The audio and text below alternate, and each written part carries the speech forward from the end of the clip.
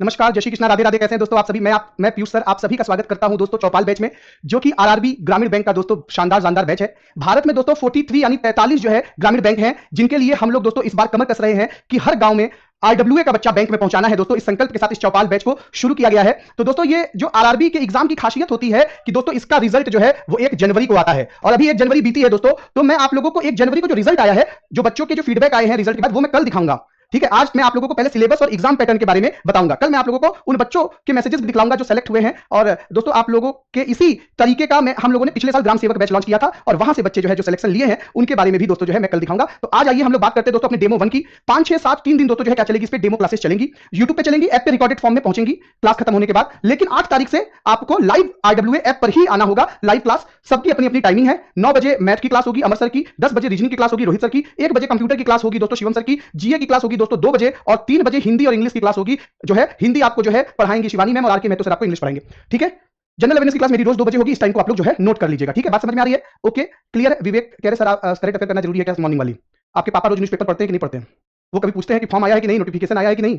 ये सब तो एक कॉमन सी बात है, एक जनरल सी बात है कि जब आप कॉम्पिटिटिव दुनिया में आ चुके हैं, जहां पे प्रतियोगी परीक्षा की तैयारियां चल रही हैं, तो आपकी जिंदगी का एक हैबिट होना चाहिए, सुबह उठ के क्या क्या देश और दुनिया में हो रहा है वो बैंकिंग की तैयारी करो चाहे मत करो, लेकिन एक हैबिट आपकी अगर नहीं है तो फिर आपका सिलेक्शन किसी भी एग्जाम में होना नामुमकिन है।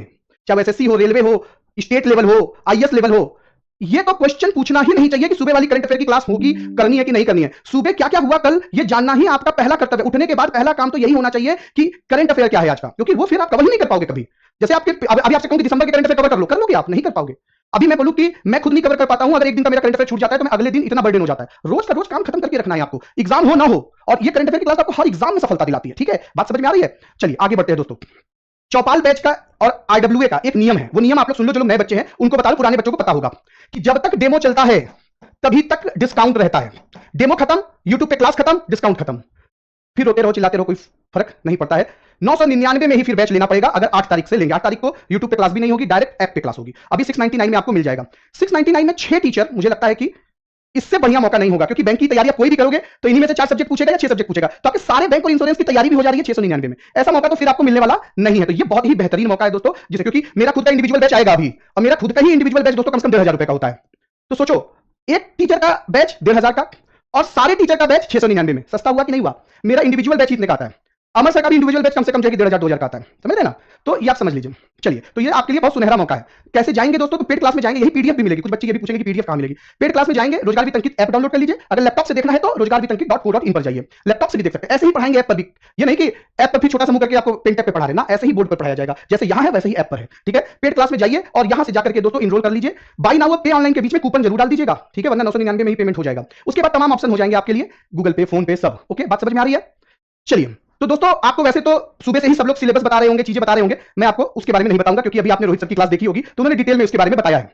बात समझ में आ रही है? ओके, बस मैं आपको यह बताना चाहता हूं कि जीए जो है दोस्तों आरआरबी में सबसे टफ है। अब आप कहोगे सर क्यों टफ है? मैं ये कह रहा हूं कि एसबीआई के जीए से भी टफ है और आईबीपीएस के जीए से भी टफ है आरआरबी का जीए। 1 नंबर कट ऑफ जाती है, 1 नंबर पासिंग मार्क होता है, मतलब 1 नंबर भी लोग नहीं कर पाते हैं, क्योंकि जीए में लोग ऐसे ही क्वेश्चन पूछते हैं। जैसे आपने पूछा सर जरूरी है क्या, ये पढ़ना जरूरी है क्या, सुबह की क्लास पढ़ना जरूरी है क्या, करंट अफेयर करना जरूरी है क्या, इस तरीके की मानसिकता जो होती है, इसी वजह से जीए का नंबर 1 नंबर कट ऑफ जाता है। और क्यों टफ है ये बता देता हूं। आईबीपीएस में जीए को करने के लिए 35 मिनट मिलता है, एसबीआई में 45 मिनट मिलता है, लेकिन आरआरबी में केवल 15 मिनट मिलता है। केवल 15 मिनट मिलता है। पढ़ ही नहीं पाते हैं लोग, लेकिन मैं गुरुमंत्र देता हूं, उससे बच्चे पढ़ लेते हैं। मेरे पास सब गुरुमंत्र है, बच्चे पढ़ लेते हैं। ठीक है, टेंशन मत लेना।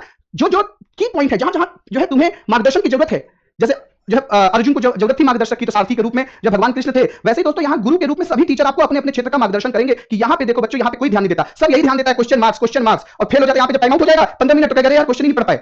इस चीज का ध्यान रखिएगा दोस्त। और जो है, अच्छा अब टफ भी बोल दिया, अब बोलता हूं आसान भी है। आसान क्यों है ये जानो पहले कि आसान क्यों है।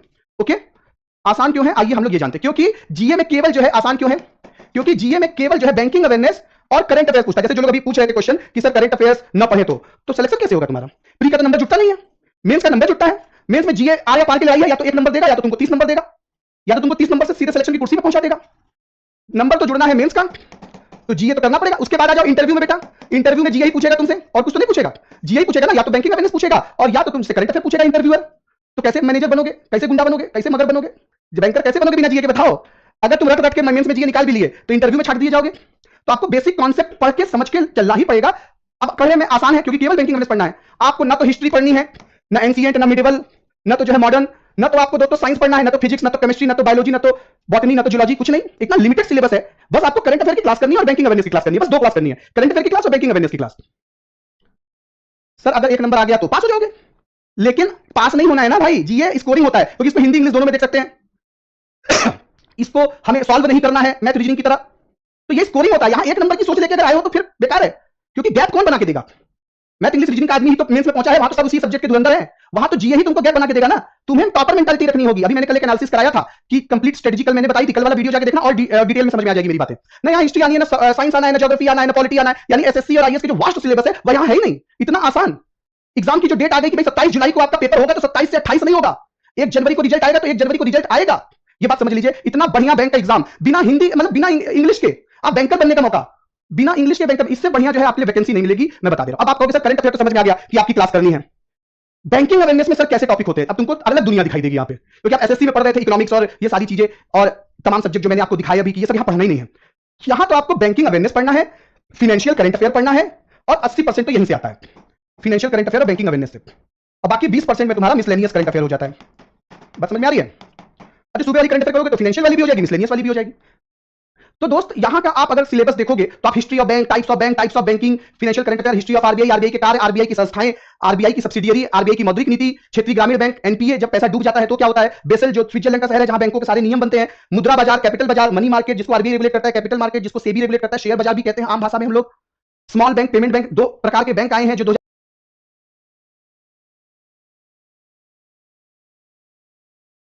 2015 में आए हैं, जिसमें आज के डेट में 11 स्मॉल बैंक हैं और 6 पेमेंट बैंक हैं। Types of currency, types of loan, प्राथमिक क्षेत्र उधारियां, प्रायोरिटी सेक्टर लेंडिंग, सहकारी बैंक के बहुत सारे नियम चेंज हुए हैं पीएमसी घोटाले के बाद, RBI Lokpal, types of check, NPCI जो यूपीआई जैसी सेवाएं देता है इसके बारे में, नॉन बैंकिंग फाइनेंशियल कंपनीज के बारे में, अनक्लेम डिपॉजिट, उद्गम पोर्टल, नए नए चैप्टर और नए नए टॉपिक भी मैं ऐड करता रहता हूं। जैसे कि ये 4 टॉपिक मैंने नए ऐड किए हैं, क्योंकि प्रीवियस ईयर पैटर्न और इस ईयर के पैटर्न और रिसर्च के हिसाब से हमें टॉपिक बढ़ाना घटाना भी पड़ता है कि अब क्या पूछ रहा है, अब क्या लगातार एग्जाम में पूछ रहा है, क्या चीजें नहीं पूछ रहा है। रिसर्च बेस्ड आपको दोस्तों चैप्टर कराया जाएगा। लिबरलाइज रेमिटेंस स्कीम जो आरबीआई की योजना है, आरबीआई की जो पीआईडीएफ योजना है, इन सब चीजों के बारे में, आरबीआई की जो इनिशिएटिव्स है, प्रवाह पोर्टल है ना, जो उसका जो है बहुत सारे पोर्टल्स हैं, उन सबको बारे में पढ़ाया जाएगा। ओके, तो ये बैंक का सिलेबस है दोस्तों जिसको आपको समझना है। अब आ जाते हैं दोस्तों, बाकी बातें कल करेंगे, परसों करेंगे, थोड़ा थोड़ा क्योंकि टॉपिक पे भी आ जाए। तो आज का टॉपिक है दोस्तों बजट। अभी बजट दोस्तों 1 फरवरी को आया, तो मैंने कहा कि एकदम रिसेंट टॉपिक है, इसके बारे में दोस्तों जो है हम लोग बात करते हैं। बजट से ही आज के जो है अपने डेमो 1 की शुरुआत करते हैं, मजा आ जाएगा। ठीक है, क्लियर है, बात समझ में आ रही है? ओके ओके, एमडी रेड्डी करे सर थोड़ा स्लो पढ़ाइए, अभी तो पढ़ाई ही नहीं, तुम बोल दिए स्लो पढ़ाइए, तुम्हारा साबुन स्लो है क्या? है दोस्तों, आम बजट का इतिहास। और ये मैं देख रहा था कि हर हर क्लास में बच्चा कह रहा था सर थोड़ा स्लो पढ़ाइए। अरे भाई, अपने हिसाब से आदमी पढ़ाएगा, ऐसा तो मशीन है कि बड़ा फास्ट पढ़ा देंगे। अपने हिसाब से ही आदमी पढ़ाता है, हम लोग भी जान है, हम लोग भी उतने ही स्पीड से बोल सकते हैं, अपनी स्टेमिना के हिसाब से बहुत जल्दी नहीं बोल सकते, हम भी स्लो ही रहेंगे, है ना। तो जो है दोस्तों, बजट शब्द कैसे आप लोग यूज करते हो आम भाषा में, कभी सोचा है? एक बात बताओ, लड़की वाला लड़के वाले का जाता है